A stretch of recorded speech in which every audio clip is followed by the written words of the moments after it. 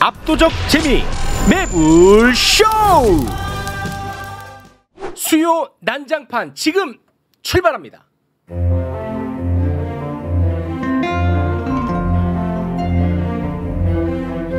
오랜만에 함께하는 수요 난장판.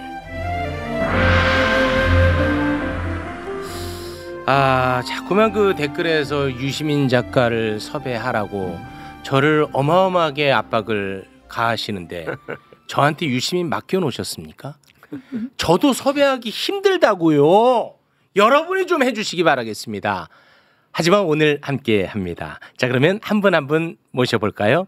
유튜버로 거듭난 최강욱 유튜버 박수로 맞이합니다. 네, 안녕하십니까. 네, 고맙습니다. 자, 그리고 최진봉 목사님 함께합니다. 어서 오십시오. 반갑습니다. 네, 교수 고맙습니다. 겸 목사 최진봉입니다. 네.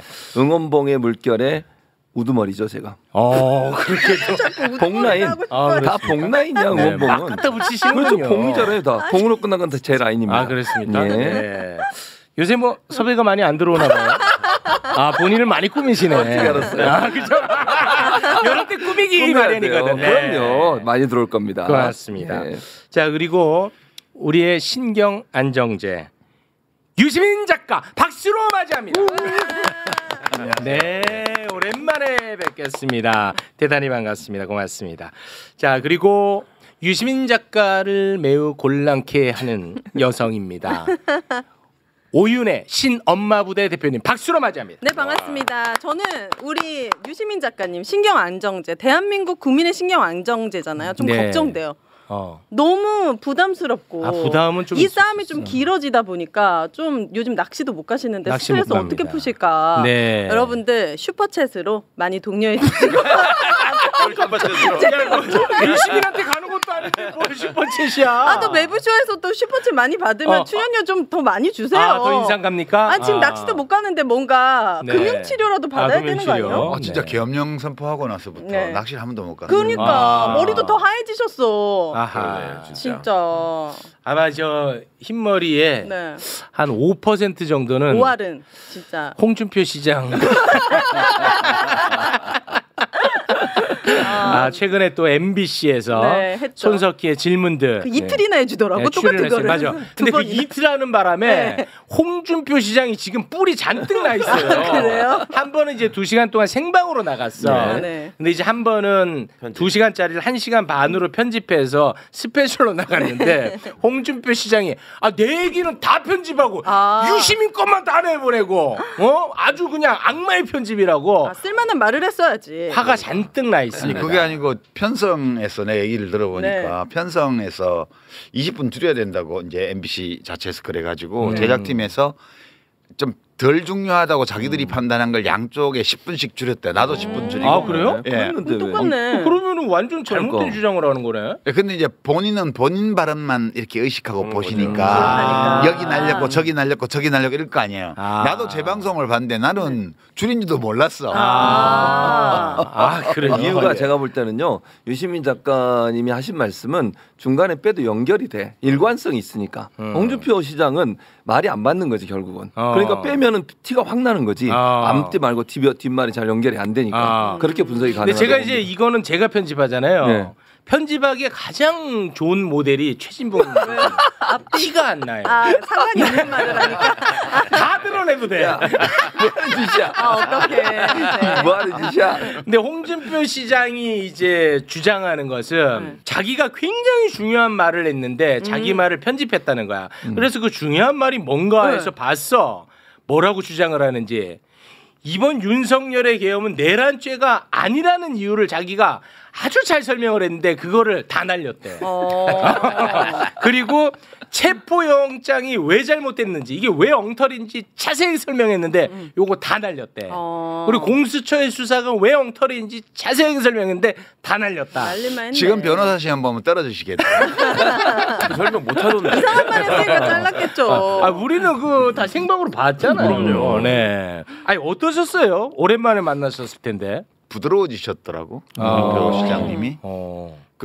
난 처음에 좀 이야기하는데 막 나가버리시면 어떡하나 걱정하면서 했는데 이렇게 하다 보니까 그럴 분위기가 아니시더라고. 네. 그래서 나는 그렇게 좋게 했는데. 홍준표 시장은 어찌됐든 이번에 뭐 대선을 꿈꾸잖아요. 네. 네. 그러니까 당내 경선을 위해서는 굉장히 필요하고 자기한테 득이 됐지. 그러니까 경선을 위해서는 뭐 내란이 아니다 뭐 이런 얘기를 하는데 속에서는 내란 맞잖아. 그렇지. 아 그러니까 도끼가 안 생기는 거네. 그리고 대통령 이제 대통령 선거 나가야 되잖아 지금. 이게 벌써 중도를 의식한 행보를 한 거죠. 그런 왜냐하면 것 같아요. 김문수하고 해야 되는데 네.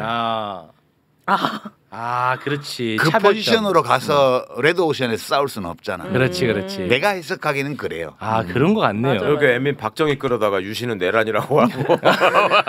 그러니까 아니 박정희 동상 세운 분 아닙니까? 그러니까요. 어. 스스로 말이 안 맞는 얘기를 앞뒤로 막 하시면 난 기억나는 거 한마디였어요. 유시하고 큰일 날 뻔했슈.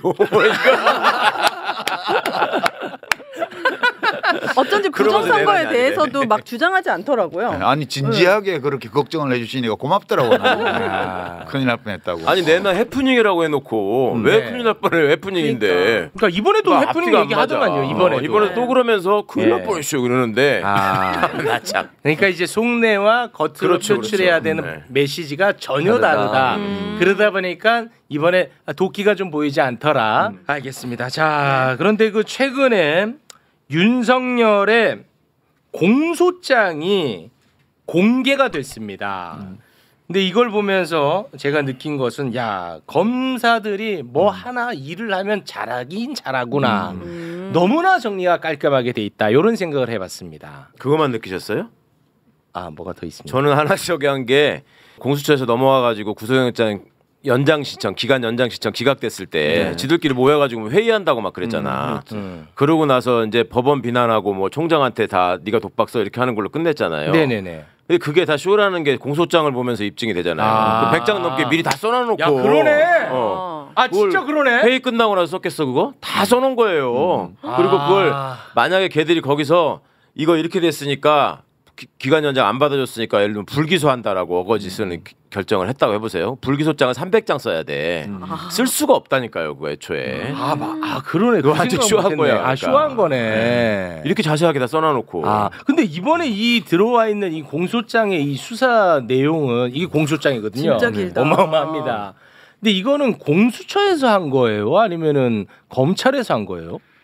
그 실제로는 거의 다 검찰에서 한 거라고 봐야죠. 그렇죠. 왜 그러냐면 피고인 이름만 윤석열 해서 피고인으로 나오고 네. 나머지는 전부 나다라마 바사 자차카타파하라고 해서 나중에 다 차고 나면 그다음에 너무 많아. 그다음에 려려려 이렇게 가요. 말하자면 그래서 그런 식으로 내가 좋아하는 혀까지 나오더라.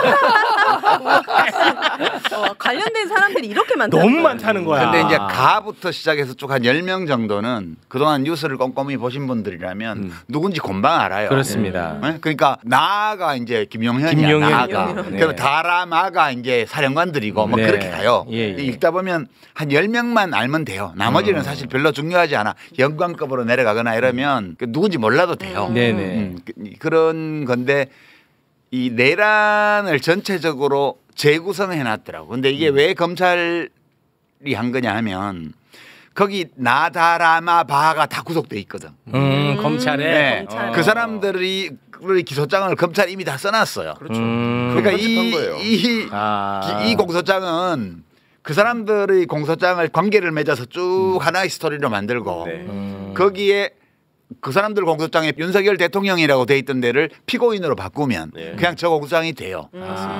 네, 그렇게 되게 돼 있는 거예요. 사실 무슨 구속 연장을 할 필요도 없었고 그런 건데 괜히 쓸데없이 쇼하고 이제 자기들은 기분 나빴겠지. 왜냐하면 이게 그 수사는 공수처에서 했고 체포하고 수사는 그러면 왔는데 그냥 기소하려니까 자기들이 기소청 되는 거 아니야. 그렇지. 기분 나쁘지. 그래서 예, 그러니까 자기들이 기소청이 될 수는 없다. 그렇게 해서 우리가 또 수사를 더 하겠다고 했는데 법원에서 야 이거는 니들이 그냥 기소만 하면 되는 거야라고 해서 기각을 2번이나 해버렸단 말이야. 네. 그러니까 할 수 없이 기소를 할 수밖에 없었죠. 그래서 이거를 말해 예고편이라고 그러는 거예요. 티저. 티죠. 예, 검찰청이 공소청으로 넘어가는 그 예고편 너무 좋습니다. 티저 영상을 너무 우리가 본 좋습니다. 거야. 나는 그렇게 해석하는데 아니에요. 맞습니다. 너무 예. 좋습니다. 그것 때문에 사실은 끝나는 결론에서 법원을 비난하는 얘기를 갖다 박아놓은 게 예. 지들 이제 그렇게 해서 언론의 주목을 받아가지고 원래 노렸던 거는 보십시오. 검찰이 원래 다 결론 맺고 다 잘하지 않습니까? 우리를 없앤다고 이걸 하고 싶었는데 이게 무너져 버리니까. 그리고 이 공소장은 내란의 재구성 물론 빠진 것도 좀 있긴 한데 내가 보기에는 네네. 검찰이 재구성을 할 때 이 사건이 어떻게 일어난 거냐를 이제 이 공소장에서 재구성을 해놨는데 그 과정에서 굳이 말하고 싶지 않거나 절대 말하고 싶지 않은 거 본인이가 영화 이런 게 좀 있어. 그런 거는 싹 빼고 그러니까 뭐 거의 완벽하게 재구성을 한 것 같은데 뭐가 더 있어야 되는데 왜 없지?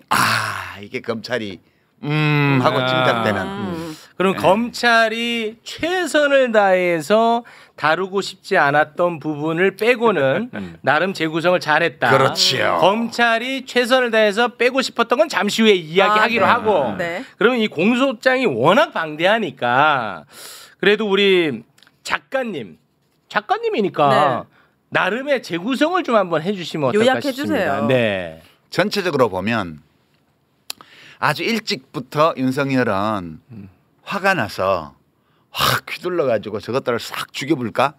라는 생각을 가지고 있었어요. 아주 일찍이라면 언제부터요?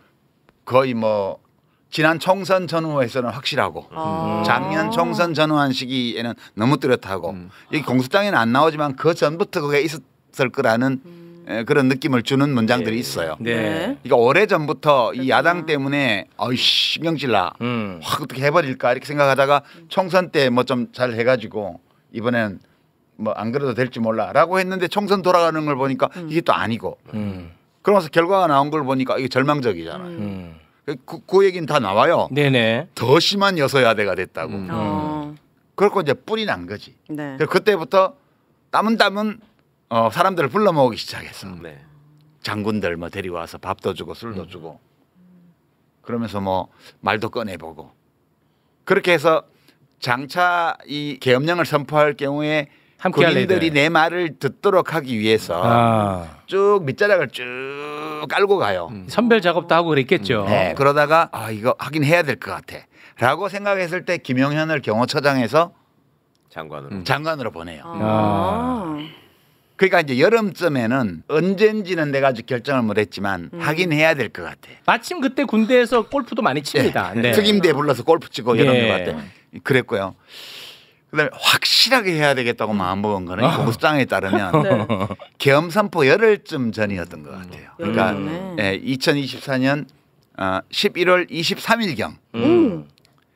그때부터 이제 병력 동원을 뭘 할 수 있냐, 뭐 어느 부대를 얼마큼 동원할 수 있냐 이런 얘기들을 구체적으로 좀 주고받기 시작합니다. 김용현하고. 그러니까 이 공소장의 스토리를 쭉 보면 한 열흘쯤 전에는 확실히 해야 되겠다고 마음을 굳혔고 날짜만 택일만 안 하고 있었다. 그리고 이제 택일을 언제 했냐? 네. 이게 너무 궁금해. 12월 3일로 확정 지은 날. 그게 내가 짐작하기에는 11월 30일쯤 택일을 한 것 같아요. 그러니까 12월 1일부터 대기 지시를 하기 시작해요. 이제 무슨 상황이 있을지 모르니까 뭐 대기하고 이 얘기들을 하기 시작 본격적으로 막 주요 임무 종사자들한테 한 게 12월 1일이더라고. 그러니까 12월 1일부터 했으니까 11월 30일쯤에는 날을 받은 것 같아. 날을 받아. 아니 근데 왜 12월 3일 평일에? 보통 주말이나 진짜 하려면 금요일 밤이나 이렇게 하지. 그건 안 나와. 공소장에 없어요. 그거는 모르겠지. 너무 이해가 안 돼. 검찰도 모르겠지. 그게 이제 명태균 황금폰 때문이다. 뭐 그런 얘기도 있고 한간에 여러 썰이 있는데 인과관계를 확실하게 말할 수 있는 근거가 없나 봐요. 근데 다만 이 공소장에서 서술한 피고인과 주요 임무 종사자들 사이에 오간 대화와 그 행위와 이런 것들을 보면 12월 1일에는 확실하게 12월 3일 하는 걸로 굳혔어요. 계획적이네. 그리고 이제 KBS 얘기해서 생중계도 잡아놓고 싹 다 해놓은 거지. 10시에 잡아놨잖아. KBS도 지금 자유롭지 않네. 자유롭지 않아. 세상에. KBS. KBS 예. 라이브. 관영 방송인데 당연히 해야 되는 거 아니에요? 아니, 그걸 가지고 뭐라 그래? 아니 근데 아닌 것처럼 얘기하니까 화가 나서 그랬죠. 아 죄송합니다. 네. 자꾸 아닌 척하니까. 이렇게 오래전부터 계획됐던 거 보면 김건희 여사가 몰랐을 가능성은 빵프로네. 당연하죠. 빵프로. 아니, 저는 뭐 없다고 봅니다. 아니 그 윤석열의 휴대전화까지도 본인이 답을 하는 사람인데 어떻게 이걸 모릅니까? 그리고 김건희 여사는 몰랐다라는 메시지를 흘리는 것도 저는 약간 김건희 쪽에서 원하는 게 아닌가. 갑자기 그런 메시지 왜 흘리는 거예요? 그럼요. 네. 아니, 궁금하지도 김건희가 않은데. 윤석열을 대해서 잘 알잖아. 마지막에 윤석열이 몰리면 결국 아니 내가 한 거 아니고 김건희가 시킨 겁니다. 이렇게 하고도 남을 사람이라는 걸 알거든. 그러니까 김건희가 미리 빠져야지. 미리. 아니 아내를 너무 사랑한 나머지 내란까지 일으킨 사람인데 우리가 그렇게 얘기하는 건 너무 야박하지 않을까? 상남자라고 더 이상 홍준표 시장이 안 불러주니까. 네. 이거는 뭐 저는 서영교 의원한테 들은 얘기인데 서영교 의원도 뭐 누구한테 들었다고 하더라고요. 이번에 이 계엄이 실패를 해서 김건희 여사 그 개통의 가족들이 개통 가족. 너무 빡이 쳤다. 아유 이 답답한 이 할 줄 인간 아는 게 뭐가 있어? 이거 하나 이것도 못하고 뭐 그랬다는 얘기가 있더라고. 그래서 지금 접견을 안 가나? 뭐 그런 생각. 그래서 다음날 골프 치러 가셨나? 뭐 그런 생각이 좀 들긴 하는데 뭐 이혼하지 않을까요 결국은? 진짜. 진지한 표정으로 아니 이걸 그렇게 진지한 표정으로 아니 더 이상의 용도가 없으니까 이제. 네. 아니 왜냐하면 이게 최소 형량이 무기징역이잖아요. 네. 그렇죠. 그러니까 이미 혼인은 파탄 난 거요. 아 본인도 감옥 가야죠. 김건희 씨도 자유롭지 않아요? 그거는 별개의 문제지. 김건희 씨가 밖에 있든 안에 있든 네. 이미 혼인 관계는 파탄 난 거예요 이미. 알아서 하라고 하세요. 어차피 알겠습니다. 따로따로 다 교도소에 있을 그러니까 텐데 뭐 알아서 하고. 그러니까. 아무튼간에 이제 그 공소장이 이제 공개가 됐는데 이제는 형사 재판 진행이 되지 않겠습니까? 탄핵 심판은 지금 뭐 계속해서 이어지고 있고. 요 부분에 대한 것들을 좀 짚어주시면 좋을 것 같습니다. 그러니까 이 12월 3일 날 비상계엄을 선포하기 전까지는 이제 내란 예비 업무였잖아요, 그죠? 예.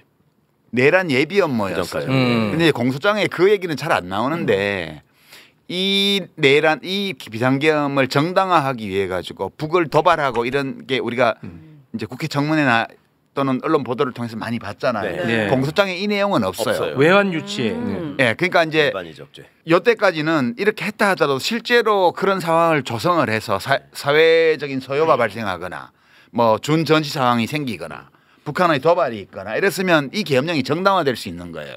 그래서 공소장에서 나타난 행위만을 보면 12월 3일 이전까지 있었던 행위에 대해서 이걸 딱 범죄라고 말하기 되게 어려워요. 근데 이 공소장이 진짜 공소장이면 그 다음부터야. 그러니까 비상계엄을 선포하고 그다음에 계엄 해제를 발표하기까지 고한 6시간 남짓.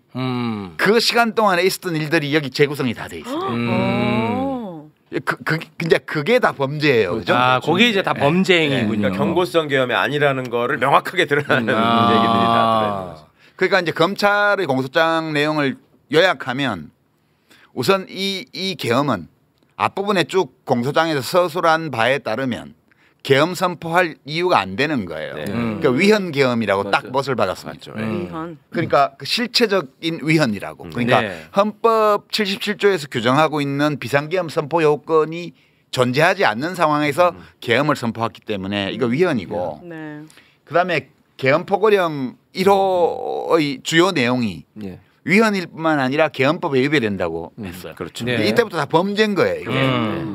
맞아요. 그리고 이제 이 비상계엄과 계엄포고령 1호의 내용을 실천하기 위해서 군대를 동원하고 경찰을 동원하고 이렇게 해서 국회를 봉쇄하고 본청 안으로 쳐들어가고 정치인들 체포 명령을 내리고 이 과정들이 쭉 나옵니다. 네.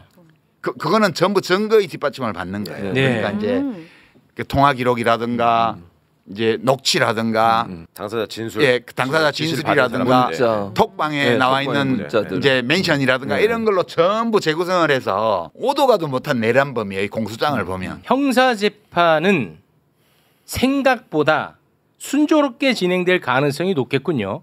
형사 재판은 먼저 기소된 사령관들 재판부터 진행됩니다. 그러니까 이제 내란의 주요 임무 종사자들에 대한 재판이 먼저 진행이 돼요. 근데 재판부는 같아요.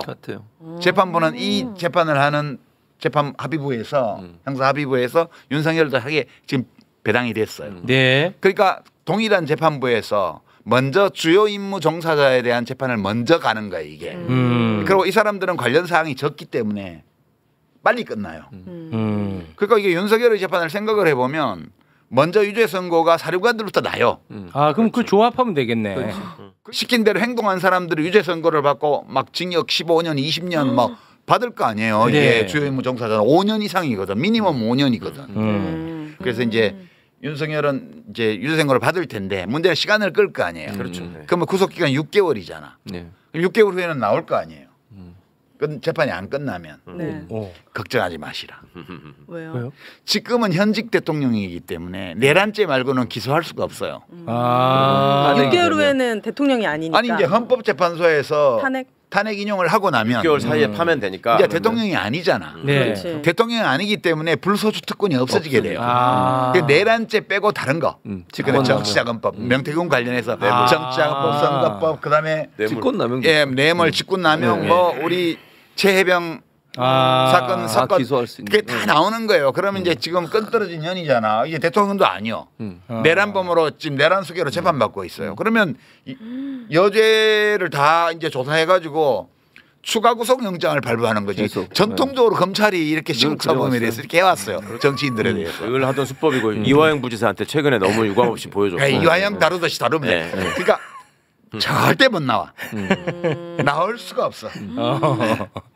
아 요건 별건으로 괴롭히는 게 아니다. 아, 네네네. 있는 죄를 묻는 거잖아. 네. 못해가지고 우리가 제도 때문에 그래, 쌓였던 제도 때문에. 울분을 우리가 네. 지금 묻는 해결하는 거야. 알고 있습니다. 별건으로 하는 거 아니다. 전혀 아니에요. 아니 한목에다 태워주고 싶었다니까 제도 때문에 그런 거고 제도가 쥐가 자꾸 거부권 행사했잖아. 그러니까 대통령의 직책을 갖고 있었기 때문에 못한 것이지 네. 죄가 없는 게 아니었어요. 수사는 해도 기소는 못 해요. 그러니까 내란죄 빼고는 네. 기소를 하는 게 불가능해. 지금 법적으로 헌법에 따라서. 네. 따라서 지금 기소를 못 할 거니까 수사도 할 수 없잖아. 네. 이렇게 해서 검찰도 수사를 안 했고 안 했죠. 그랬는데 실제로 이제 창원지검에서 명태균 건은 이미 그 수사 보고서가 이미 1차 나와 있잖아. 네. 11월 4일에 그거 다 요거는 써놨더라. 그냥 해서 공소장 하나 따로 만들어서 영장 청구하고 데려다가 조사 한 번 하고 구속 또 6개월짜리 하면 돼. 그러니까 윤석열은 못 나와요. 못 나와 영원히. 네, 못 나와요. 네. 아무튼 뭐 형사 재판 시간은 좀 걸릴지 모르겠으나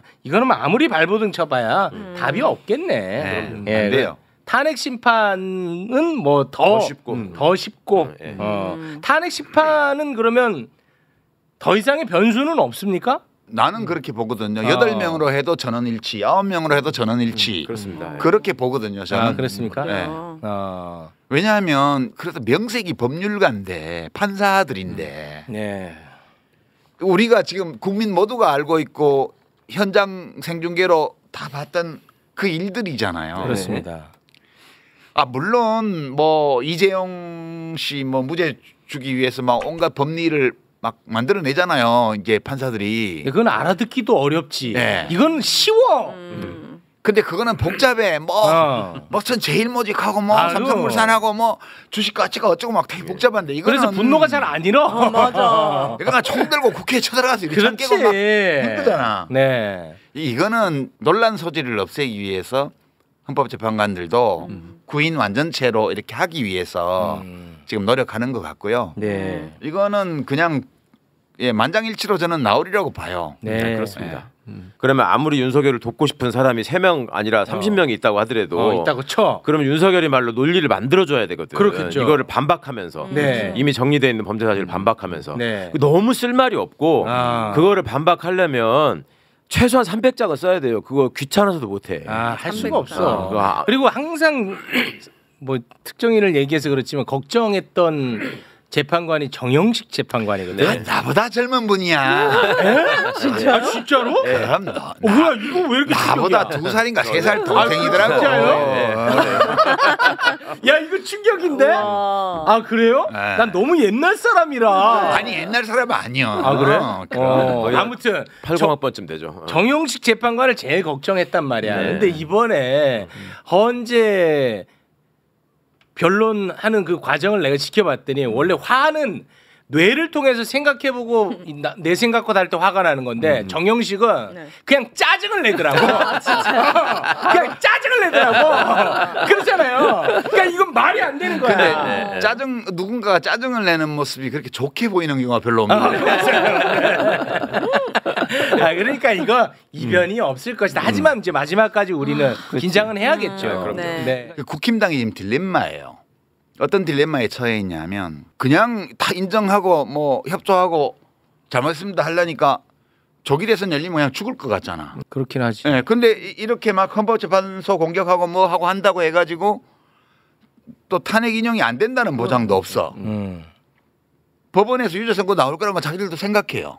그럼요. 근데 왜 이럴까를 보면 조기 대선 때문이에요. 그러니까 진영을 결집해야 되기 때문에. 시간이 필요한 거죠. 그렇지. 진영을 결집해야 되기 때문에 계속 헌재를 공격하고 검찰을 공격하고 다 하는 거예요. 그러다 보니까 이걸 막 선동을 하니까 네. 거기 사람들이 혹해가지고 거기다가 이제 정광훈 뭐 이런 사람들다가 뛰어들어서 또 전화무게 뛰어들고 이래가지고 막 선동을 하잖아. 그래서 서부지법을 다 때려부시고 지금 난리가 났어. 네. 그러고 막 마이크 잡고 막 헌법재판관들 막 어떻게 해버린다고 그러고 막 협박을 하고 난리가 났어. 네. 그럴수록 헌법재판관들은 더 두려움을 느끼겠지. 그렇겠죠. 이러면 기각하고 싶어도 못하죠.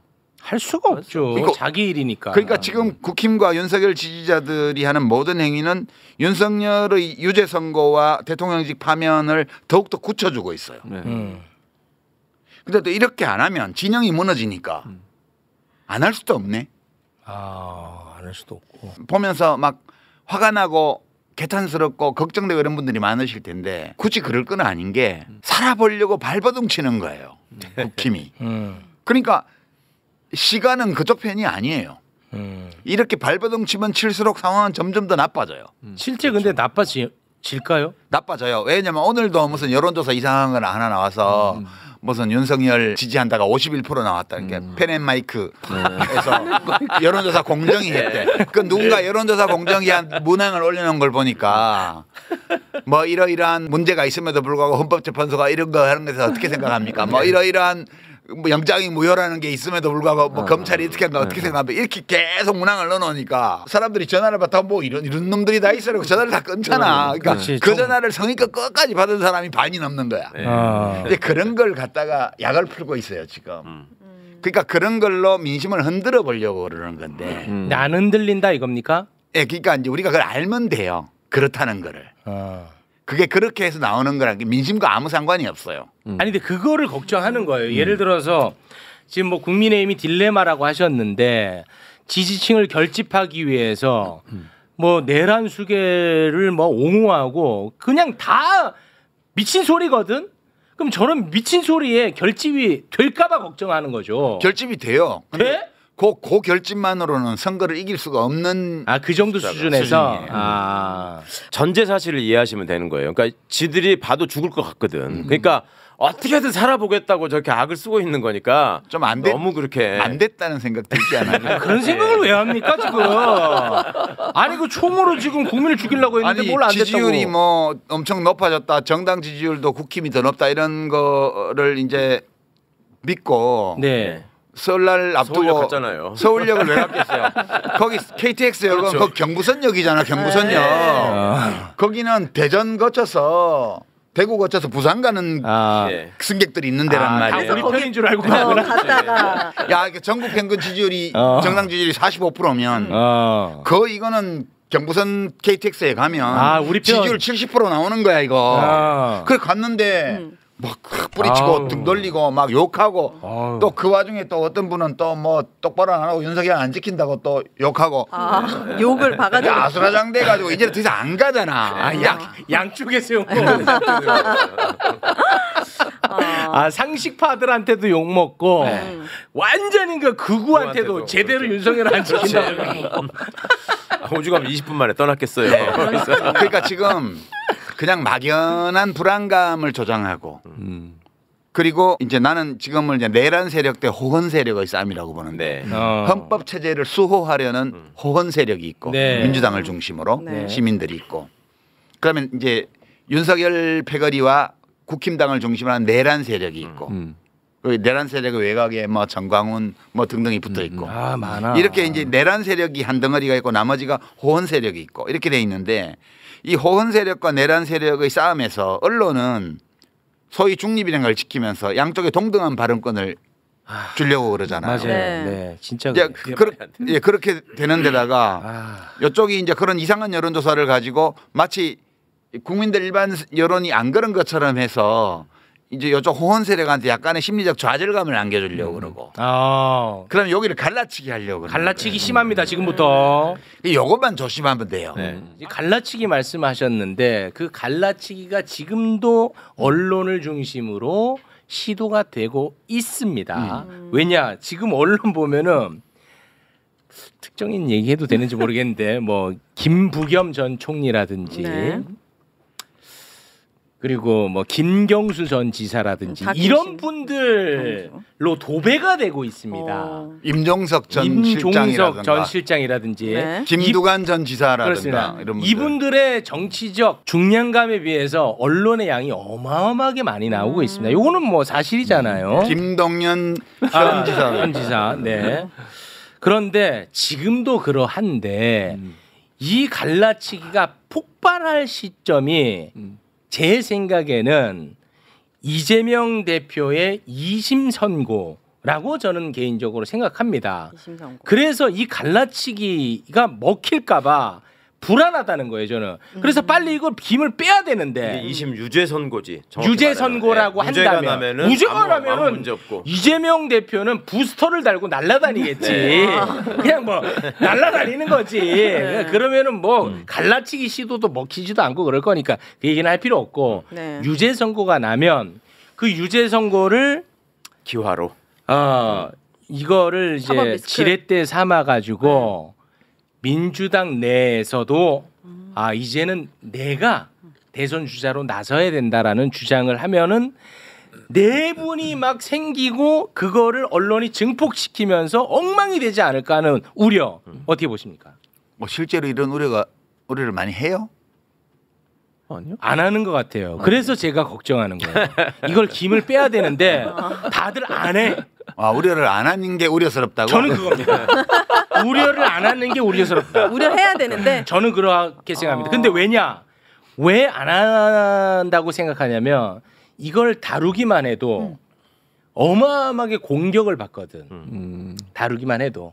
화가 쌓여 있어가지고 막 폭발을 하니까. 폭발합니다. 다루기만 해도 공격을 받아요. 그러니까 우리가 합리적으로 생각해보면 이성적으로 네. 그러니까 우리가 호헌 세력이잖아요. 네. 호헌 세력이 합리적으로 생각을 하면 목표가 공통적으로 주어져 있어요. 내란의 완전 진압. 네. 그렇지.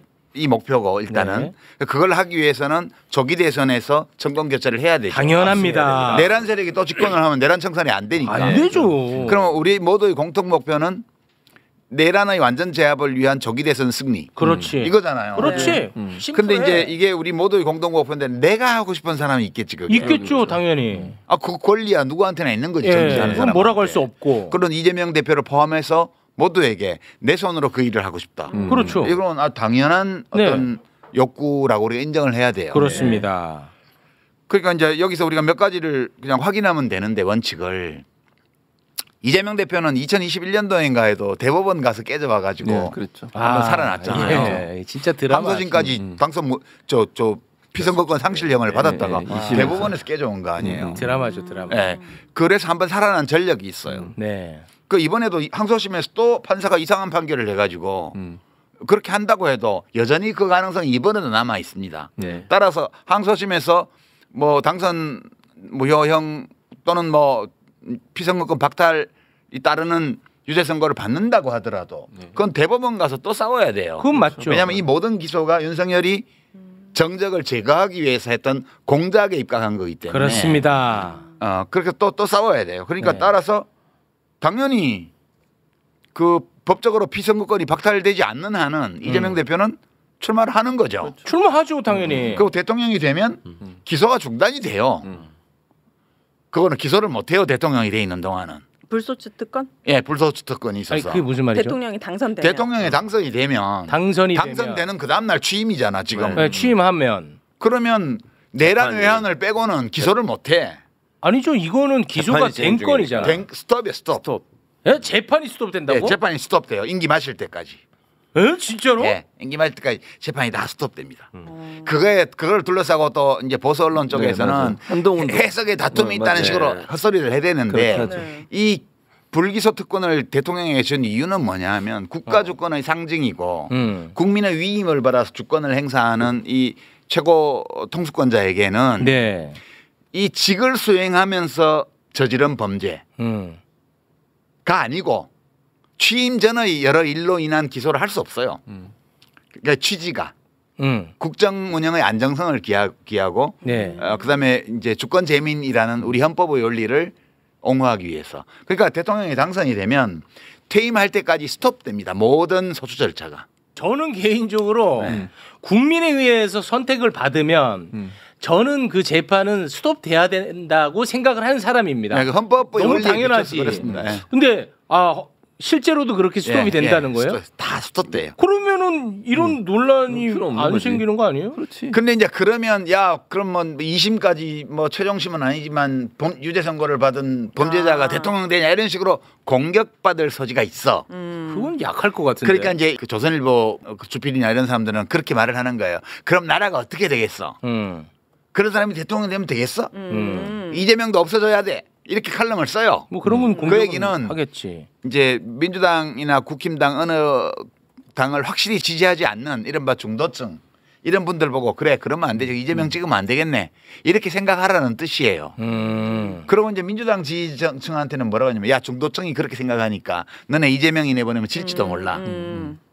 그렇게 주장하죠. 그러니까 너네 이재명 지지하지 마. 이 시도를 계속 보내는 거예요. 아 그런 근데 공격. 다행스러운 거는 조선일보를 안 봐. 아 그런 공격. 네. 그런 공격을 할 거기 때문에 이제 그다음 문제예요. 이제 이재명 대표는 그러면 돼요. 이재명 대표는 출마하면 돼요.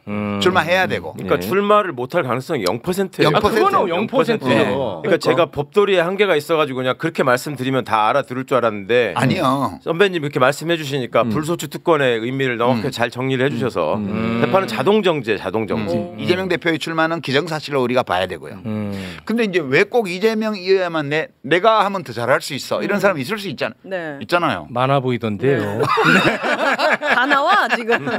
많아 아니, 우리 최강욱 보이던데요. 의원이 만약 그런 사람이라면 자격이 안 되는데요, 이분. 만약 그런 사람이라면 우리 자격이 감정이입을 됐다면. 해서 네. 빙의해서 피선거권 박탈인데요? 어떻게 할 것 같아요? 그러면 아, 내가 해보고 싶다. 이재명보다. 내가 진짜 한번 해보고 싶다. 잘할 자신도 있고.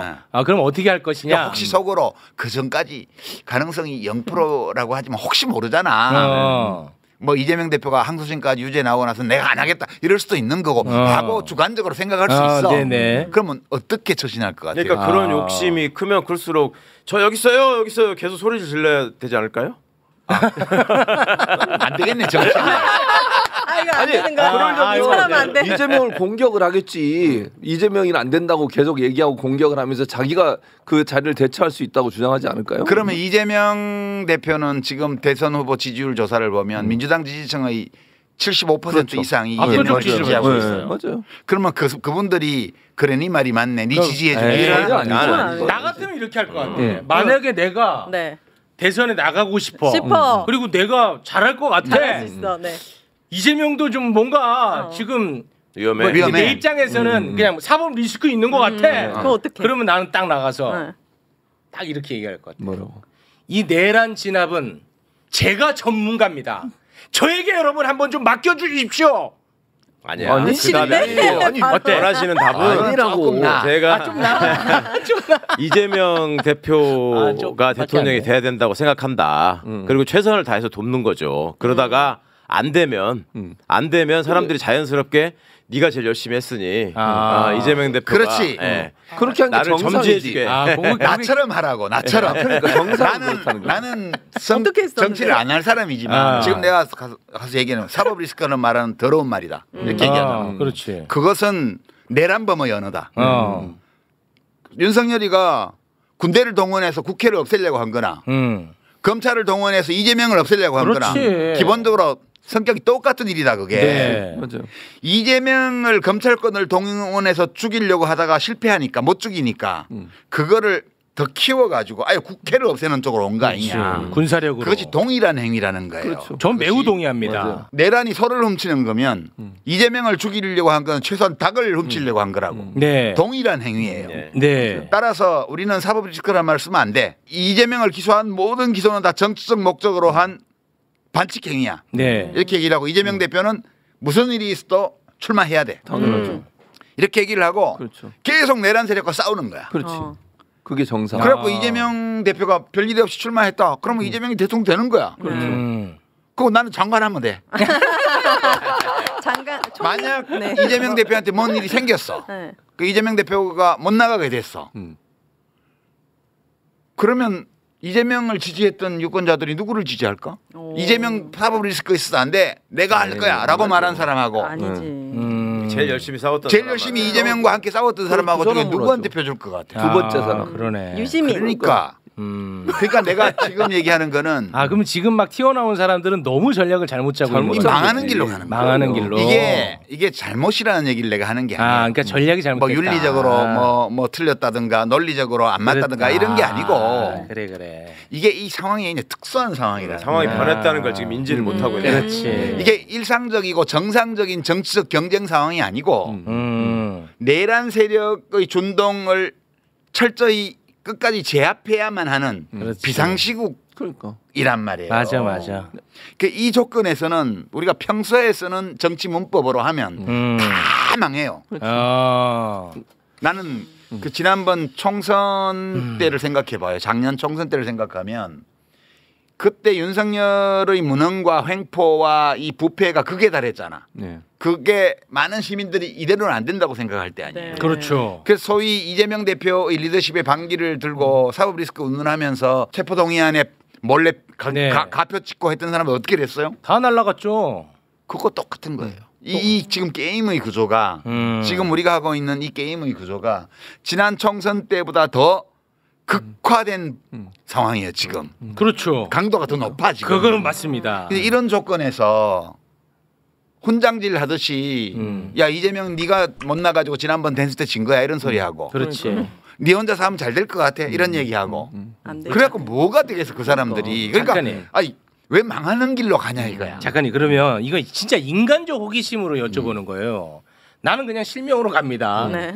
김부겸 전 총리 정말 안 해본 거 없이 다 해본 분입니다. 예. 그럼 어떻게 보면 정치 너무 잘 알겠지. 그리고 심지어 똑똑하겠지. 근데 왜 이분은 지금 죽는 길로 가느냐. 그러니까 예를 들면 이런 겁니다. 김부겸 전 총리가 오늘 어떤 얘기를 했냐면 이런 상황 속에서도 이재명 대표가 압도하지 못하는 것은 지지율이 이재명 대표 너에게 주는 경고다. 너 왜 이렇게 못하냐 이재명. 이재명 너 본인과 국민과의 간극을 좀 좁혀라 이런 얘기를 했습니다 오늘. 맞잖아요. 본인이나 간극을 좁혀야 되는 거 아니야? 나랑은 간극이 너무 큰데 그분은 지금. 그러니까 네. 왜 그러니까 인간적 호기심 이제 질문 네. 들어갑니다. 그 똑똑한 사람이 왜 이렇게 되는 거냐? 안 똑똑해. 에이. 지금은 안 똑똑하시다니까. 그러니까 지금은 안 똑똑하죠. 네. 그럼 왜 이렇게 되냐고. 왜?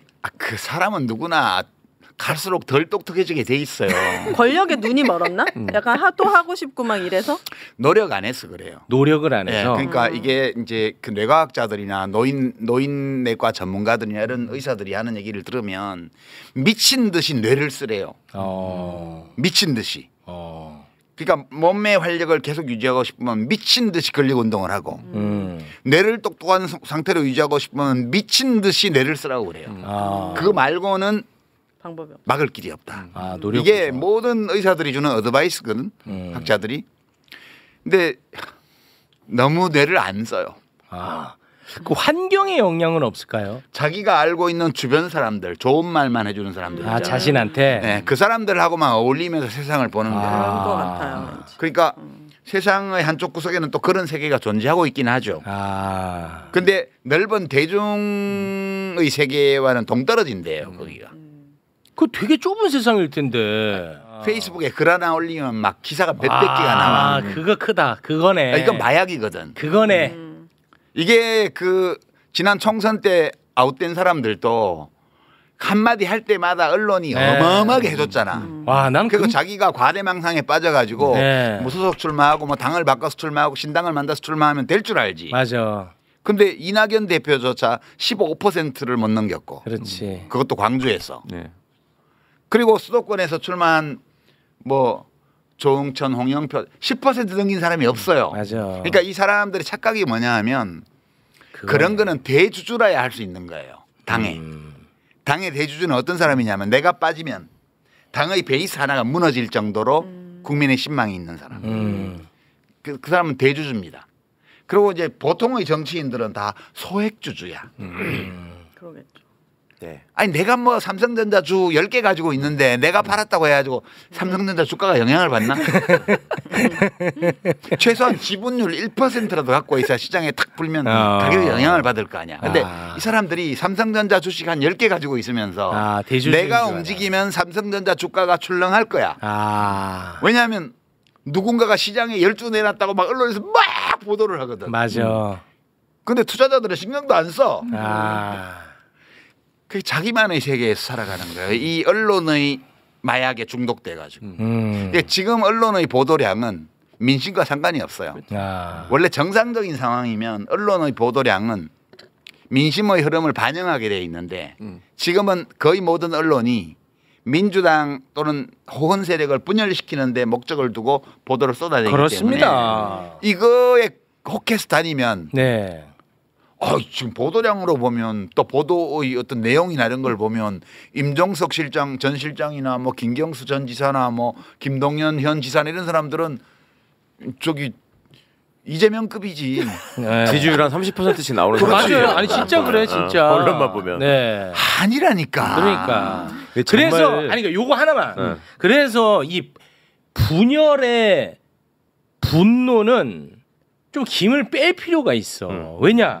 이런 것만 다뤄도 예를 들어서 최강욱 저거는 저 누구 편이야 저거. 응? 막 이런 식으로 보면서 막 분노하고 막 최강욱한테 막 돌 던지고 그런다고. 무슨 그게 라인이야? 그러면 이 분열 공작에 빨려 들어가는 겁니다. 그게 오히려. 그건 맞잖아요. 굉장히 중요한 말씀. 중요한 말입니다 이거. 그러니까 이제 유 작가님 말씀처럼 그 주식 1개나 10개 들고 있는 사람들이기 때문에 정치권을 계속 보고 있는 사람들이 볼 때는 별로 큰 변수가 아니고 그냥 저런 목소리도 있는 거야 정도의 그렇지. 의미만 있으면 되는 건데 네. 이제 우리 지지자나 또 열성적인 우리 유권자분들 입장에서는 아니 지금 때가 어렸던데 뭐 저런 것들이 다 있어 이제 이렇게 해가지고 네. 거기다가 막 이렇게 분노를 투사하시는 순간 그 언론이라는 어떤 도구를 통해서 그 사람들의 지분이 더 많은 것처럼 렌즈를 갖다 붙여주는 사람들은 네. 딱 웃고 있는 거지. 그렇지. 그래. 야, 이거 먹힌다. 계속 흥분해. 네, 이러고 있는 먹힌다. 건데. 그렇잖아요. 그러니까 그걸 우리가 주의해야 되고 네. 지금 작가님 말씀이 정말 피가 되고 살이 되는 게 제가 짧게 해봤지만 제가 그 짧은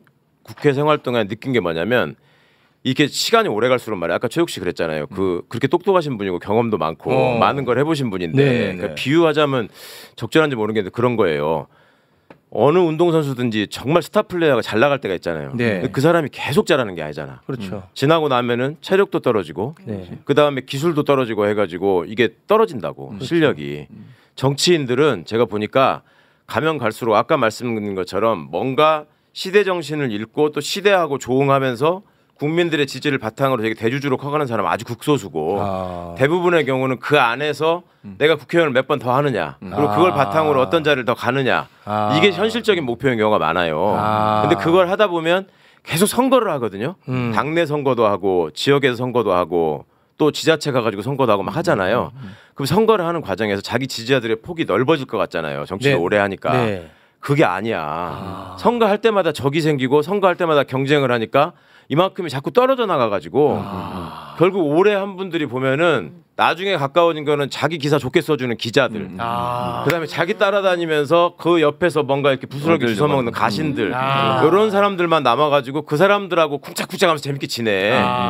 그러니까 이제 앉아서 말씀하시는 거 보면은 딱 해서 야 요새 유시민이 잘 나가대. 옛날에 내가 부총재 할 적에 저 대변인 내가 시켰는데 뭐 이런 소리만 하고 있는 거야 앉아가지고. 그렇구나. 딴 세상. 야, 그러니까 이게 야 이제 알겠네. 그러니까 이게 주식 지분이 안 늘어나고 갈수록 이거는 이제 이미 다 이게 휴지가 돼 있는데 나는 많이 들고 있다고 생각하고 있는 거죠. 그러니까 이제 그 다음에는 요거 값 쳐줄게 하면 박근혜 같은 사람한테 가가지고 비서실장하고 막 이렇게 되는 거야. 야 기가 막히다. 맞는 것 같아.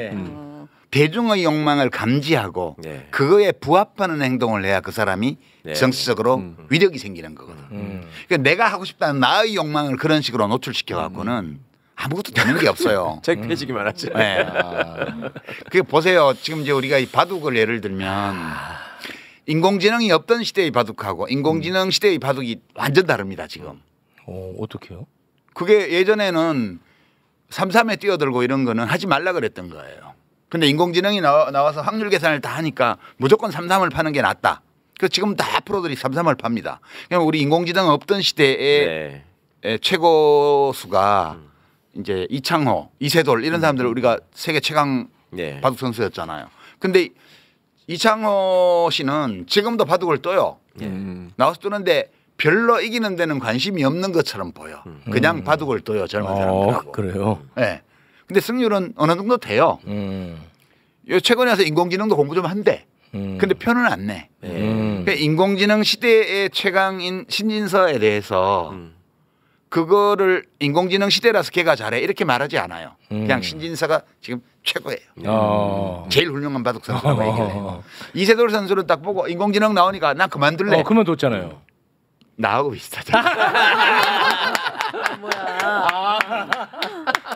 그러니까 이게 판이 바뀌면 판이 바뀌면 그 바뀐 판을 인정을 해야 돼요. 지금 이제 오늘 좋다. 네, 이 사람들이 하는 걸 보면 오늘 방송 좋아. 우선 이제 내가 하나씩 해볼까? 평을. 너무 좋은데. 이거 좀 오폭풍 없을까? 아니 이건 해야 돼. 너무 좋은데. 자 우선 그럼 현직부터 해보시죠. 김동연 경기지사. 이분은 그냥 돼. 이재명 대표한테 붙어가지고 지사된 사람이잖아. 그렇죠. 그거는 뭐 솔직히 뭐 대선 출마 이렇게 했다가 단일화 그 무슨 단일화 깜도 아닌데 단일화 조건으로. 이렇게 거스 밟아가지고 그리고 민주당으로 들어와서 공천 받아가지고 그렇게 해서 경기지사 된 거잖아.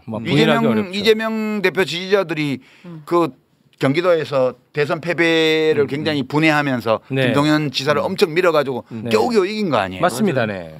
그 지금 저렇게 하고 있는 거는 뭐 사법 리스크 운운하고 이런 거는 배은망덕한 거예요. 배우는 그거는 인간적으로 안 되는 거예요. 그거는.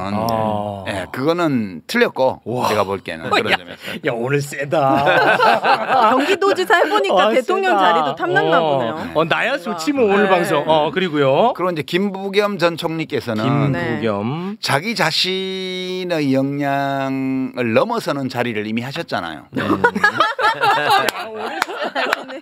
역량을 넘어서는 문재인 대통령이 자기 자신을 알아봐주고 그 총리까지 기용해준 것에 대해서 정말 감사히 여기고 나라를 위해서 그 시기 동안 일했던 것을 기쁨으로 간직하면서 행안부 장관도 하고 총리도 하고 하지 않았어요? 네. 이제 그러면 이제는 저 무심하게 바둑 두는 이창호 국수 구단처럼 뭐 젊은이들하고 바둑 두면서 저도 그렇지. 오늘 많이 배웠습니다. 이런 자세로 살아가시는 게 얼마나 좋겠어요? 아니 정계 은퇴 선언도 하셨어요 실제로. 양평에 집도 짓고 그러셨다는데 그렇게 하시고요. 네, 김부겸. 그렇게 하시면 딱 좋아요. 네. 뭐 그렇게 뭐 제3지대 뭐 누구를 모아서 그런 거는 이제 딴 사람한테 맡기고 이제 그렇게 하시고 책 많이 읽으시고 유튜브도 많이 보시고 그렇게 사시기 바라고요. 그리고요. 네. 야, 오늘 진짜 세다. 누구죠? 이제 또 누가 김경수 전 지사는 야 이거 예민한 이슈 아닌가요? 굉장히 저는 이제 억울하게 징역을 살았다고 생각해요. 억울하게 징역을 살았다고 생각하고 그때 문재인 대통령 후보의 선거가 넉넉하게 600만 표를 이기냐 못 이기냐 이걸 다투고 있을 때 뭐하러 가서 그 드루킹하고 같이 뭘 조작을 하고 그러겠어요. 저는 김경수 씨는 정말 억울하게 감옥을 살았다고 생각해요. 네. 근데 지금 다시 정치를 재개하고 싶잖아요. 대권 도전도 하고 싶잖아요. 전 좋다고 봐요. 그러면 지금 이 국면에서는 착한 착한 2등이 되는 전략을 써야 돼요. 이제 굿 루저. 졌는데 도전하는 건 좋아요. 경선도 나가고 난 바람직하다고 봐요. 네네. 근데 지는데 진 줄 알고 하는데 이 과정 속에서 자기를 선보이고 그다음에 이 경선을 재미있게 만들고 그리고 패배했는데 굉장히 좋은 모습으로 이렇게 저 사람 다음에 한번 눈여겨봐야 되겠는걸 라고 사람들이 생각할 수 있도록 하는 방식으로 해야 되는데 지금 이미 그 기회를 반 넘게 상실했어요. 이번 요 며칠간의 반 넘게 상실했어요. 예. 지금도 완전히 늦지는 않았다고 봐요. 예. 자, 지도자 행세를 하지 말라. 착한 2등 전략으로 가라. 본인은 억울하게 징역을 살았지만 그 사건으로 문정부와 민주당이 타격을 많이 받았잖아요. 남들은 괜찮아요. 당신 죄 없이 징역 살았어요. 이렇게 얘기를 하지만 본인은 죄송합니다. 저 때문에. 이렇게 얘기하고 그렇게 갔으면 저는 정말 멋있게 복귀를 할 수 있었다고 생각하는데 그거 너무 좀 안타깝고요. 네. 다 저하고 잘 아는 사람들이고 진짜 한 시대를 같이 헤쳐나온 사람들이에요. 공지처럼 같이 또 보내셨는데. 근데 그럼에도 불구하고 이렇게 말씀하시는 거 보면 참 못됐어. 그러니까 내가 안 만나잖아요. 비평을 가끔 하니까. 맞아. 민주당 정치인들을 안 만납니다. 이게 중요합니다. 그리고 이제 임종석 씨는 그 옆에서 왜 하나씩 건드려요? 가만히 계세요. 임종석 씨는 지난 총선 때 이미 그 민주당 당원이나 지지층한테는 가입표가 났어요. 이미. 예, 그때 그러는 게 아니에요. 그때 험지를 갔어야 돼요. 떨어지더라도.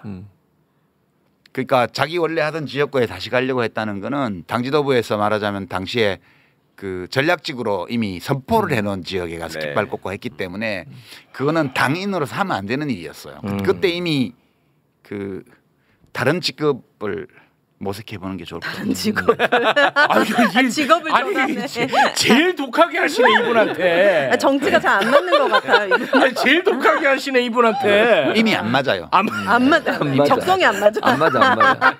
와 제일 독하게 하신다고 이분한테. 그렇게 하면 좋을 것 정리가 같고. 됐네요. 아니 내가 뭐 무슨 나쁘다 이런 뜻으로 하는 그런 건 게 아니고. 사람은 되게 잠깐 쓰이는 존재거든요. 그러니까 그 역사 속에서 보면 아무리 뛰어나고 어떤 의지가 굳고 심성이 훌륭하고 이런 사람도 오랫동안 계속 쓰이기 어려워요. 이게 잠시 쓰이면 그걸로 만족하는 게 좋아요. 이게 다 쓰였던 사람들이잖아. 그렇죠. 한번 쓰였으면 더 쓰일 수 있으면 더 좋겠지만 네. 그것만으로라도 만족하는 게 좋다고 봐요. 저는 그렇게 보는 입장이고. 네. 누가 하나 더 남았나? 너 있나? 김두관. 가만히 좀 계세요.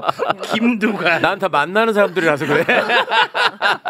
김두관. 이분은 누구세요? 김두관 이분은 진짜 입지전적인 그럼요. 인물입니다. 이장부터 시작해가지고 군수 하나씩 하면 장관까지 간. 그리고 심지어 장관이요? 리틀 노면이라고 해가지고 대통령 이름이 언급될 정도로. 그 김두관 씨는 그러니까 이제 87년 6월 항쟁이 나고 나서 어떤 사람들은 공장에 남아서 노동운동 쪽으로 그냥 남았고 어떤 분들은 시민단체를 조직해서 시민운동 쪽으로 나가고 또 한쪽은 언론 한겨레 신문 같은 거 만들어서 언론 쪽으로 가고 또 하나는 정치로 들어와서 그때 평화민주당으로 들어와서 쭉 이어진 노무현 대통령 이해찬 대표 뭐 이런 분들이 그렇게 한 4갈래 정도로 흩어졌습니다. 네. 근데 그때 사람들이 주목하지 않았지만 지역운동으로 들어간 사람들이 있어요. 지역운동. 예. 그러니까 이제 그때 김두관 씨는 가서 시골 이장을 한 거예요. 남해군에 가서.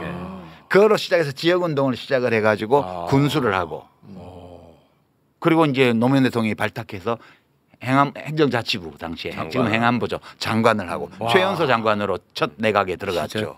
입지전적인 인물이고요. 아주 훌륭한 인생을 살아온 분이세요. 네. 그런 분인데 지난번에는 이제 선거에서 좀 아깝게 낙선을 했고 그래서 다시 또 재기를 해야 돼요. 아직도 60대 중반밖에 안 됐기 때문에 할 수 있는 시간이 좀 남아 있는데 지금은 이 역할은 아닌 것 같다.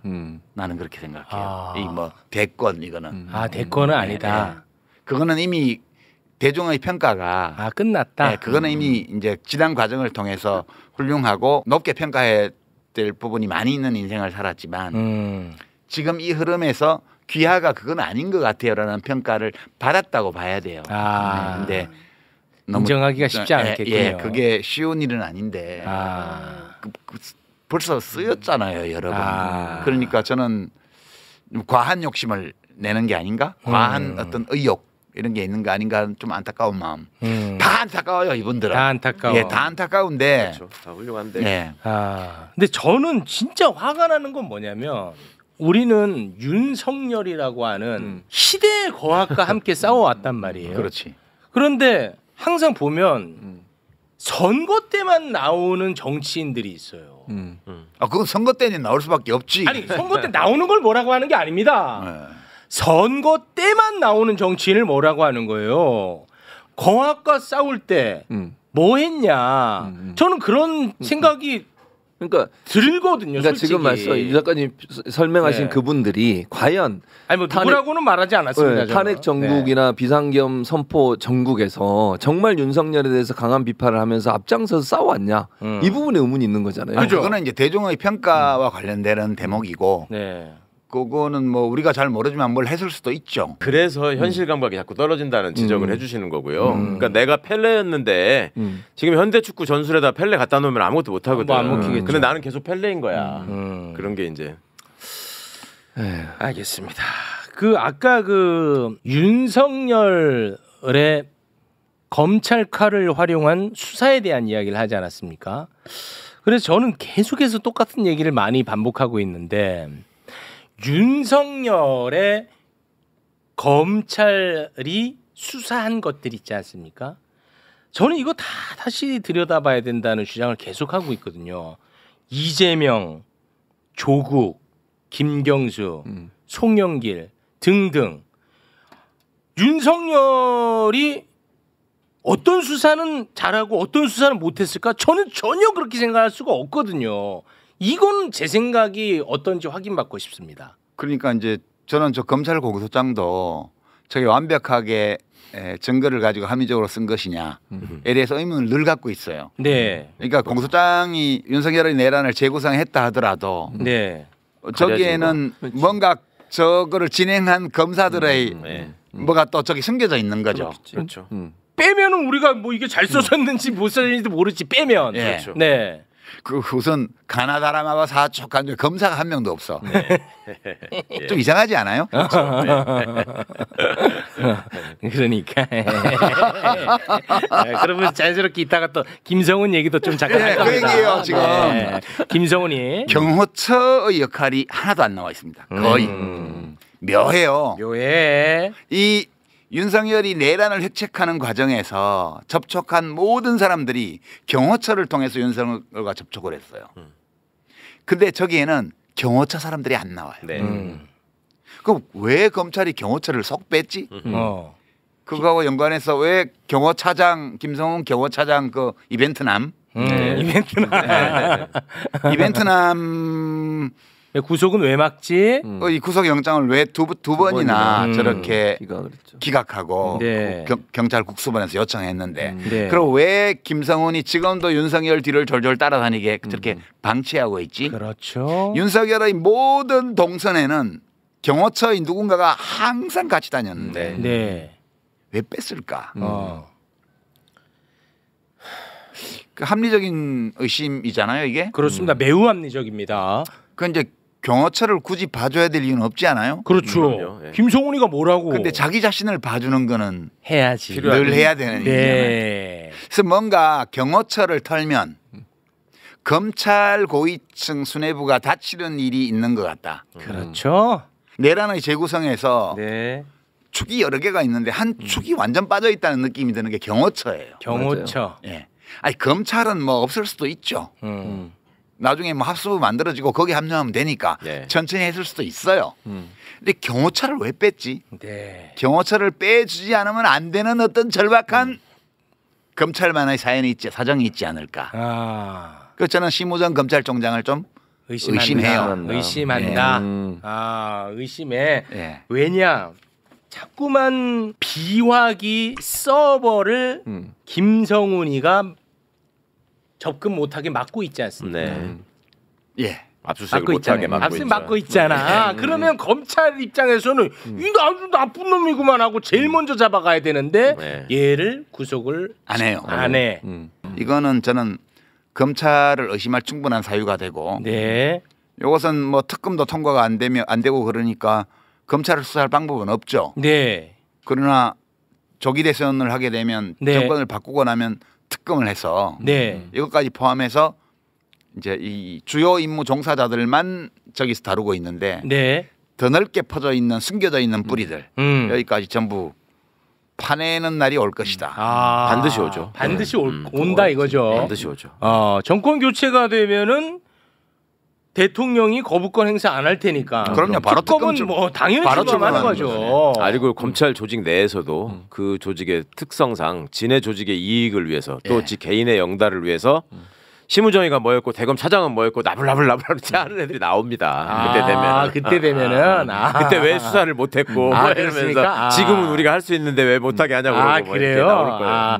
오히려 특검 출범하면은 그 수사는 쉽게 되겠군요. 그렇죠. 그러니까 특검이 출범하기 전에 뭐라도 했다는 걸 보이기 위해서 전에 막 나댈 거라니까. 특검 출범할 때까지 시간이 좀 걸리잖아요. 새 정부가 출범해도. 그러니까 그 하나만 제가 여쭤보겠습니다. 조기 대선이 치러지면 국민의힘에서 그래도 누가 나오면 가장 무서운 경쟁자가 될까요? 무서운 경쟁자는 없는 것 같고요. 그건 진짜 없을까요? 네, 그 이제 제가 보기에는 여러 사람 지금 나서고 있는데 흐름을 보면 김문수 대 홍준표 이렇게 가는 거 아닌가? 경선은 그렇게 보이십니까? 김문수 대 홍준표. 다 오세훈은 자기라고 생각하고 이준석은 또 자기라고 생각하고 그런다는데요. 이준석 얘기 좀 그만하십시오. 너무 스트레스입니다. 아니 요즘 얘기는 오세훈하고 한동훈이가 손을 잡고 오세훈 한동훈. 그러니까 오세훈이 대권 뛰고 한동훈이 서울시장 뛰고 그런 얘기인데 그런 얘기가 있고 그런 게 있어요. 저 이준석이는 한동훈은 명예훼손으로 유죄 선고밖에 한 거 막 빼고는 성공한 게 한 개도 없는 거예요. 진짜 그렇더라고. 그러니까 진짜. 이준석이는 그렇게 해서 만약에 오세훈이 약진을 하면 그거는 명태균이 가만 놔두지 않을 거기 때문에 그렇게 되면 그 다음엔 나다. 이렇게 생각하고 있다는 얘기를 들었습니다. 그럼 이제 명태균한테 안 걸린 사람은 김문수밖에 없잖아. 그렇죠. 없어요. 김문수. 그러니까 이준석은 결국은 김문수가 저쪽 당 후보가 될 거고 그러면 쟤들 입장에서도 이길 수 없다는 걸 알기 때문에 지한테 와가지고 손을 내밀어서 결선하자고 할 거다 이렇게 생각한대 지금. 맞아. 그렇게 생각해. 그래요. 이준석이 지금 이렇게 먼저 치고 나오는 것은 나 여기 있어요. 국민의힘 언제든지 나한테 너부컬해. 나는 갈 거야. 이런 생각으로 나와 있는 거야 지금. 그리고 그걸 해야 이제 명태균 사건이 혹시가 아니라 저거는 필연적으로 터질 거기 때문에. 그때 자기 방어를 하려면 자기 방어도 하죠. 그냥 국회의원만 하고 있어갖고는 이게 잘 방어가 안 되잖아요. 대선 주자를 해야 이해해요. 그렇게 하는 거. 지금 막 벌써 막 홍대가 기자회견하고 막 이러는 거 막 무슨 존 F 케네디 뭐 오바마 뭐 빌 클린턴 얘기하는 거 이런 거 그 진짜 나이 빼고는 공통점이 한 개도 없는 사람들을 막 주워 섬기잖아. 여부 그러면 그러겠냐고. 민주당이 지금 개혁신당한테도 그 헌법수호 원탁회의에 참여하라고 제안을 했단 말이에요. 그렇다고 하더라고요. 그거 보면서 또 화나시는 분들도 있을 줄 몰라. 왜 그게 저것들하고 접니다. 그게 저예요. 그러니까 그게 그런 전략이 있는 거예요. 거기에 이준석이 참여하면 이준석은 저쪽으로는 못 붙는 거야 이제. 근데 참여 안 하면 본심이 드러나는 거지. 리트머스 시험지. 그럼 그러니까 나름 다 민주당도 그러니까 싫어하지 마세요. 거기 들어오면 못 가는 거야. 그걸 바둑에서는 응수타진이라고. 내가 딱 붙였을 때 젖이나 느나 이런 거 보는 거예요. 늘면 수고 타거나 이런 거 맞젖히면 붙였는데 젖히고 혹은 붙여왔는데 내가 젖혔는데 끊으면 한번 해보자는 거지. 그러니까 순간순간 하나하나 이렇게 막 그거에 일일비하지 마시고 죄송합니다. 그냥 유 작가님이나 저나 다른 공무원들 가능성 없는 사람들이 얘기할 때는 그래도 죄송합니다. 일일비에 표본입니다. 욱하지 말고. 죄송합니다. 바로 접니다. 그 사람이 저예요. 그러니까 그런 분들 많아요. 그러니까 항상 내가 막 화가 날 때는 처지를 바꿔놓고 생각하면 마음이 편해져요. 네. 내가 국힘 당원이다. 네. 내가 국힘의 국회의원이다. 내가 윤석열 뭐 부하다. 내가 윤석열이다. 내가 김건희다. 이렇게 생각해 보면 내가 이준석이다. 이렇게 생각해 보면 나라도 그럴 수밖에 없을 것 같은데 이런 생각이 들 거예요. 네. 그래서 제가 내린 결론이라니까 윤석열 마지막에는 김건희가 시킨 건데요 이렇게 나올 거다. 더 나가면 나 윤석열 아닌데라고. 어찌 보면 이것도 그렇네. 헌재 재판관들 막 흔들고 저렇게 발악을 하잖아요. 우리가 생각할 때 상식적인 행동을 안 하는 것은 자기들의 불안감이 그만큼 높다는 걸 증명하는 거죠. 이길 가능성이 전혀 없으니까. 그러니까 우리는 불안할 그렇게 필요가 없다는 거죠. 거지. 내 얘기 여러 번 했잖아.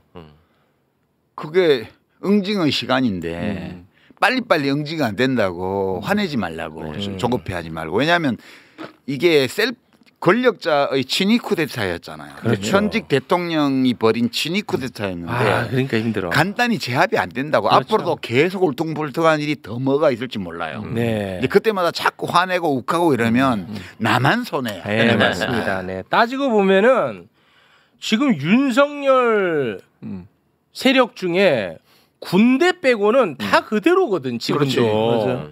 그러니까 이게 뭐 쉬울 리 없는 거죠. 맞아요. 예. 또 최상목 생각하니까 또 화가 나는데 이걸 좀 내려놓도록 하겠습니다. 그 내란 수계 대행인데 내가 얘기하잖아. 내란 수 대통령 권한 대행이 아니고 내란 수계 권한 대행이라니까. 그러니까 그 최상목 씨 입장에서 생각을 해보면 또 다 이해가 돼요 이게.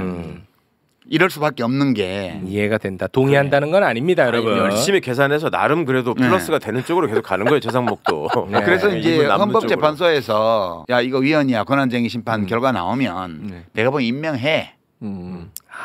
못 이긴 척. 네, 못 이긴 척. 못 이긴 척. 임명할 가능성이 더 높아요. 그때 그러면은 최상목이는 또 그 생명을 유지하네. 생명 연장. 그것도 약오르네. 야 임명해도 약오르네. 그러나 와. 탄핵되고 나서 새로운 정부가 들어서면 내란 특검으로 조사 받아야 돼요. 최상목도. 그럼요. 그렇겠죠. 그러니까 최대한 절대로- 시간을 벌어야 되는 거고요. 그러니까. 그때 가서 이제 제 결정입니다 이렇게 또 안 하고 누구 또 끼워 넣어서 법무부가 하라는데요. 이렇게 하면 할 거야. 예. 알겠습니다. 그 다 우리가 입장을 바꿔놓고 생각해 보면 이해 못할 바가 없어요. 그러니까 현실에서 벌어지는 모든 일은 예. 그럴 만한 이유가 있는 거예요. 다. 이게 철학적으로는 해겔 선생님의 말씀이 그거 아니야. 현실적인 것은 이성적이고 이성적인 것은 현실적이에요. 현실에서 벌어지는 모든 일은 이유가 있다. 다 들여다보면 그럴 만한 이유가 있다. 이유가 있다. 네. 김건희 씨가 이혼 소송을 건다고 해도 놀라지 말라고. 알겠습니다. 거기엔 또 다 그럴 만한 이유가 있는 거예요. 네. 오늘 이제 인물평 그거 뭐 좀 위험했나? 여기저기서 전화 많이 올 텐데 그럴 만한 이유가 있는 겁니다. 너무 놀라지 마십시오. 분명히 여기저기서 전화 갈 겁니다. 전화 못해 작가님한테. 못합니까? 아니, 뭐 틀린 말씀하신 것도 아니고 할 말도 왜냐하면 없는데. 내가 이제 그분들 입장에서 생각을 해봤거든. 네. 내가 아직도 꿈이 있고 뭔가를 하고 싶고 이렇다고 할 때 이렇게 해서는 100% 실패한다는 되지. 얘기를 한 거거든. 그러니까요. 이렇게 하지 말고 그렇죠. 자신의 욕망을 노출시키지 말고 대중의 욕망을 읽어라.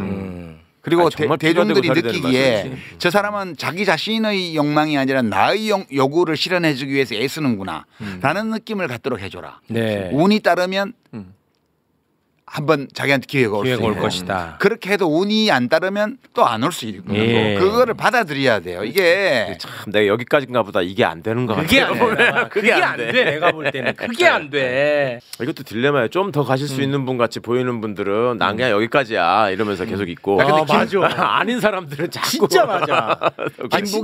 김부겸 총리 생각을 하면 그리고 나는 이제 83년도에 우리나라 청소년 축구가 박종환 감독이 이끌고 네. 세계대회 4강을 갈 때 맞아요. 그때야. 그렇죠. 그게 네. 83년도 여름인가 그랬어요. 내 기억에.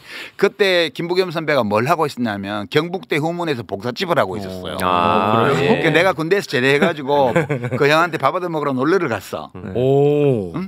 놀러를 갔더니 그 형이 막 복사하면서 야 시민아 응. 왜 하면 좋노? 그랬더니 뭐요? 그랬더니 야 새벽에 저거 맨날 새벽에 하는데 일나가 응원해야 되나 안 해야 되나? 축구를. 왜요? 그랬더니 전두환이 생각하면 응원해주기 싫고 졌으면 좋겠고 근데 아들 저래 열심히 뛰는 거 뭐 이기 있으면 좋겠고 내가 왜 하면 좋을지 모르겠다 이러더라고. 형 그래도 선수들이 열심히 하는데 응원은 해야지 아무리 전두환이가 미워도 근데 역시 그래야 되겠지 이랬던 둘이야.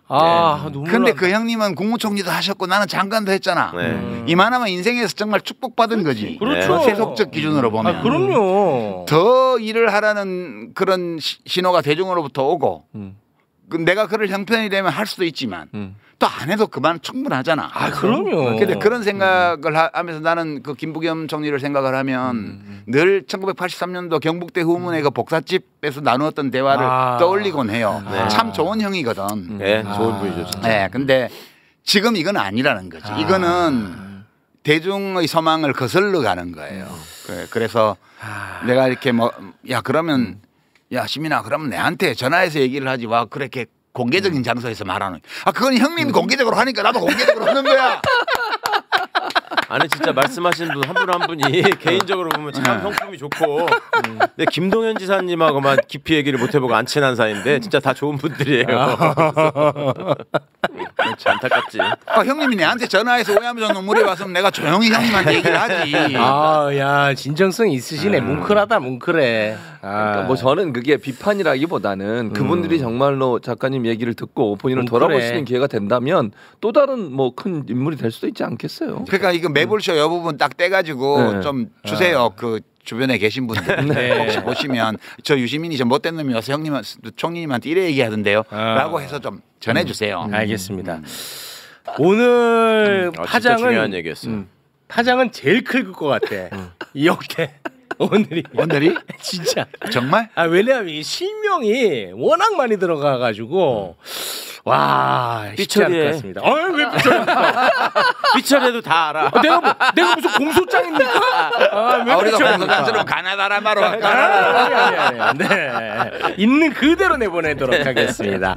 오늘 함께 해주신 세 분 진심으로 고맙습니다. 감사합니다. 수고하셨습니다.